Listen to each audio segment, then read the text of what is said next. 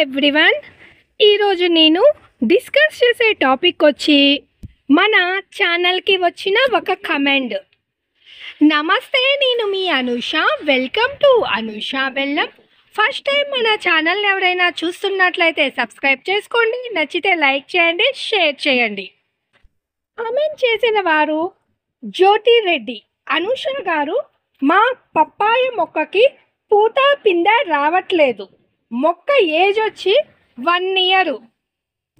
జ్యోతిరెడ్డి గారు, పప్పాయి మొక్కని మనము విత్తనాల ద్వారా అయినా పెంచుకోవచ్చు, లేదా మొక్కనైనా తెచ్చి పెట్టుకోవచ్చు. అంటే నర్సరీ నుంచి కానీ, మనకి తెలిసిన వాళ్ళ దగ్గర నుంచి కానీ. మనము ఇంట్లో తినడానికి తెచ్చుకున్న పప్పాయి మొక్క విత్తనాలు వేసినా కానీ మొక్కలు వస్తాయి. వీటిలో 3 రకాల మొక్కలు ఉంటాయి.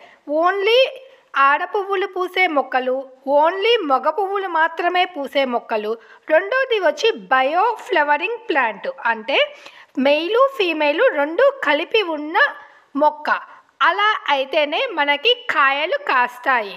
అంటే మెయిల్ ఫ్లవరు ఫీమేల్ ఫ్లవరు కలిపి ఒకే ప్లాంట్లో వస్తాయి. ఓన్లీ మెయిల్ ఫ్లవర్స్ వస్తే అవి ఆకులు మాత్రమే ఉపయోగపడతాయి. ఈ ఆకులు కూడా మనకి ప్లేట్లెట్లు ఇంక్రీజ్ చేయడానికి ఈ ఆకుల రసాన్ని ఉపయోగించుకోవచ్చు. మనకి కాయలు రావాలి అంటే ఆ మొక్కకి ఆడ పువ్వు మగ పువ్వు 2 ఉండాలి. మనకి విత్తనాల ద్వారా పెంచుకున్నా, లేదా మనము ఏదైనా ప్లాంట్ తెచ్చి వేసుకున్నా కానీ కాయలు రావడానికి కొన్ని మొక్కలకైతే సంవత్సరం మినిమం పడుతుంది. సంవత్సరం తర్వాతే మనకి కాయలు వస్తాయి. మీరు ఈ మొక్కని కుండీలో పెంచారో లేకపోతే నేల మీద పెంచారో చెప్పలేదు. కుండీలో పెంచుకునే పని అయితే దీనికి పెద్ద సైజు కంటైనర్ కావాలి. ఒక బులుగు డ్రమ్ములు కానీ, లేదా 24x24 గ్రో బ్యాగ్లో కానీ వేసుకోవాలి. మన రెగ్యులర్ సాయిల్ మిక్సే దీనికి సరిపోతుంది. కిందంతా కిచెన్ వేస్టేజ్ వేసుకొని పైన మొక్క పెట్టుకోవాలి. డ్రైనేజ్ మాత్రం ప్రాపర్గా హోల్స్ ఉండాలి. డ్రైన్ అవుట్ అవ్వకపోయినా కానీ మొక్కకి వచ్చిన పువ్వులు రాలిపోతాయి. అంటే మనకి ఓవర్ వాటర్ కాకూడదు, అలా అని అండర్ వాటరు కాకూడదు. ఈ మొక్కకి ఫుల్ సన్లైట్ కావాలి. సన్లైట్ తక్కువైనా కానీ మనకి వచ్చిన పువ్వులు అనేది రాలిపోతాయి. ఇప్పుడు మీరు చూస్తున్న మొక్క కూడా ఇంట్లో తెచ్చుకున్న కాయ తిని పడేస్తే వచ్చిన విత్తనాల ద్వారా పెరిగిన మొక్క. ఇది కూడా సంవత్సరం పైనే పట్టింది పూత పిందె కాయలు నిలబడడానికి. ఈ మొక్క వచ్చిన దగ్గర నుంచి మనకి చాలా అగ్రెసివ్గా పెరుగుతుంది. మునగ చెట్టు ఒకటి, పప్పాయ మొక్క మనం చూస్తుండగానే అసలుకి చాలా ఫాస్ట్గా పెరుగుతాయి. కొన్ని నెలల్లోనే హైట్ బాగా ఎక్కువగా పెరుగుతుంది. ఈ పప్పాయ కాయలని కూడా మనము పులుసు పెట్టుకోవచ్చు. చింతపండు పులుసు వేసుకొని కూరలా చేసుకోవచ్చు. మా సైడ్ అయితే బాలింతలకి పాలు పడడానికి కూడా ఈ పప్పాయ పులుసుని పెడతారనమాట. పచ్చి పప్పాయలతో చేసిన పులుసు కూరని. మీరు ఈ మొక్కని కుండీలో పెంచుతున్నారో నేల మీద పెంచుతున్నారో చెప్పలేదు జ్యోతి గారు. కుండీలో పెంచే పని అయితే మాత్రము మీరు వారానికి ఒకసారి ఈ మొక్కకి ఫెర్టిలైజర్స్ ఇవ్వాలి. అన్ని మొక్కలతో పాటు ఇవ్వాలి. లిక్విడ్ ఫెర్టిలైజర్స్, మెన్యూర్స్ అన్నీ ఇస్తేనే మొక్క బాగా ఎదుగుతుంది. దీనికి తల్లి వేరు చుట్టూటు పిల్ల వేర్లు కూడా ఉంటాయి. ఒకటే స్ట్రైట్గా పొడవుగా పెరుగుతుంది.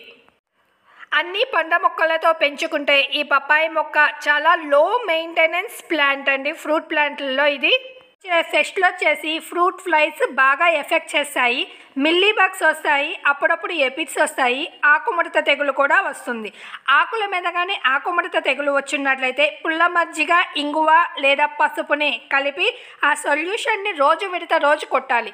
మనం చేస్తుంది ఆర్గానిక్ పద్ధతిలో కాబట్టి ఆకుముడత తగ్గేదాకా రోజు మార్చి రోజు మనము ఈ పుల్ల మజ్జిగ ద్రావణాన్ని స్ప్రే చేస్తే మొక్క ఆకులు అనేది నార్మల్గా వస్తాయి.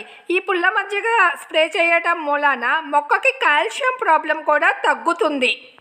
మనము తీగజాతి మొక్కలకి చెప్తాం కదా, ఫ్లవరింగ్ కానీ లేకపోతే ఆడ పువ్వులే వచ్చి మగ పువ్వులు రాకపోయినా, మగ పువ్వులే వచ్చి ఆడ పువ్వులు రాకపోతే మనము ఆ టిప్పుని తుంచేసాము అంటే మనకి ఆ ఫ్లవరింగ్ అనేది ఎంకరేజ్ అవుతుంది అని చెప్తాం కదా. అదే పద్ధతిని మనము ఈ పప్పాయ మొక్కను కూడా చెయ్యొచ్చండి. ఎక్కడైనా కొంచెం డ్యామేజ్ కానీ చేస్తున్నట్లయితే ఆ జనరేషను అంటే ఆ విత్తనం అక్కడితో ఆగిపోతుంది అని చెప్పి ఫ్లవరింగు ఫ్రూటింగు రావడానికి అవకాశం ఉంటుంది. మొక్క మీద పుల్ల మజ్జిగ స్ప్రే చేసినా కానీ ఫ్లవరింగ్ వచ్చే అవకాశం ఉంటుంది. మీరు ఇలా ట్రై చేయండి. మొక్కని కొంచెం డ్యామేజ్ చేసి చూడండి, లేదంటే పుల్ల మజ్జిగ స్ప్రే చేసి చూడండి. మొక్క ఏజ్ 1 ఇయర్ తర్వాతనే కొన్ని మొక్కలకి కాయలు అనేది వస్తాయి.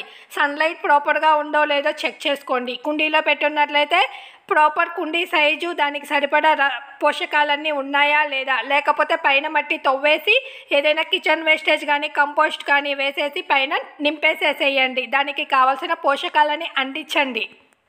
ఇదండి ఈరోజు వీడియో. జ్యోతిరెడ్డి గారు కొంచెం రిప్లై ఇవ్వటం లేట్ అయ్యింది. ఈ వీడియో మీద మీ ఒపీనియన్ కమెంట్ రూపంలో తెలియచేయండి. ఏమన్నా డౌట్లు ఉంటే కూడా కమెంట్ రూపంలో అడగండి. మీకు అర్థమైందనే అనుకుంటున్నాను జ్యోతిరెడ్డి గారు. Thank you for watching. Wish you A happy gardening.